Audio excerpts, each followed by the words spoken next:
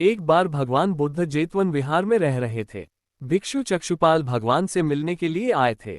उनके आगमन के साथ उनकी दिनचर्या, व्यवहार और गुणों की चर्चा भी हुई। भिक्षु चक्षुपाल अंधे थे। एक दिन विहार के कुछ भिक्षुओं ने कुछ मरे हुए कीड़ों को चक्षुपाल की कुटी के बाहर पाया और उन्होंने चक्षुपाल की निंदा करनी शुरू कर दी कि उन्होंने इन जीवित प्राणियों की हत्या की।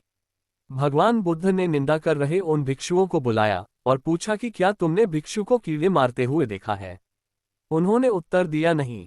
इस पर भगवान बुद्ध ने उन साधकों से कहा कि जैसे तुमने उन्हें कीड़ों को मारते हुए नहीं देखा, वैसे ही चक्षुपाल ने भी उन्हें मरते हुए नहीं देखा और उन्होंने कीड़ों को जानबूझकर नहीं मारा है, इसलिए उनकी निंदा करना उचित नहीं है। भिक्षुओं ने इसके बाद पूछा कि चक्षुपाल अंधे क्यों हैं? उन्होंने इस जन्म में अथवा पिछले जन्म में क्या पाप किए? भगवान बुद्ध ने चक्षुपाल के बारे में कहा कि वे पूर्व जन्म में एक चिकित्सक थे। एक अंधी स्त्री ने उनसे वादा किया था कि यदि वे उसकी आंखें ठीक कर देंगे तो वह और उसका परिवार उनके दास बन जाएंगे। स्त्री की आंख ठीक हो गई, पर उसने दासी बनने के भय से यह मानने से इनकार कर दिया। चिकित्सक को तो पता था कि उस स्त्री की आंखें ठीक हो गई हैं। वह झूठ बोल रही है।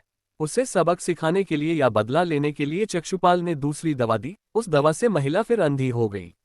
वह कितना ही रोई पिटी, लेकिन चक्षुपाल जरा भी नहीं पसीजा। इस पाप के फलस्वरूप अगले जन्म में चिकित्सक को अंधा बनना पड़ा।